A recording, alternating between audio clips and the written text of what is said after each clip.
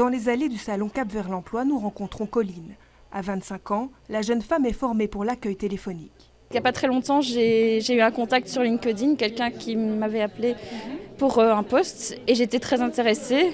Et à un moment, j'ai fini par dire que j'étais non-voyante et j'ai l'impression qu'ils ne voulaient plus m'écouter alors qu'ils étaient prêts à me prendre au départ. La méconnaissance du handicap, c'est l'un des plus grands freins à l'inclusion au travail.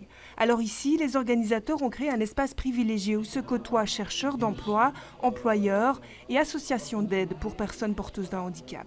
Les personnes porteuses de handicap, c'est 15% de la population active.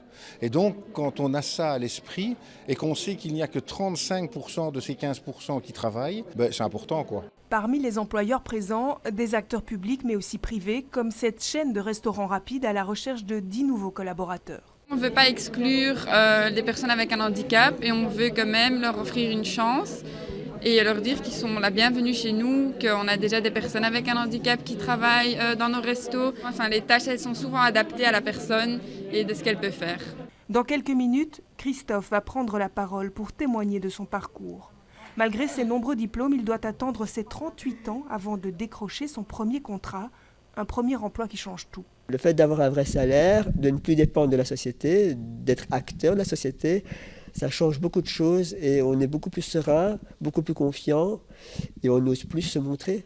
Une réussite que le jeune homme doit en partie à sa rencontre avec Marie-Laure, fondatrice d'une ASBL qui se donne pour mission de coacher les chercheurs d'emploi en situation de handicap. On est aux alentours de 600 projets facilités, que ce soit sous forme de stage ou de contrat, si bien qu'aujourd'hui, un peu plus de la moitié de nos candidats sont au travail.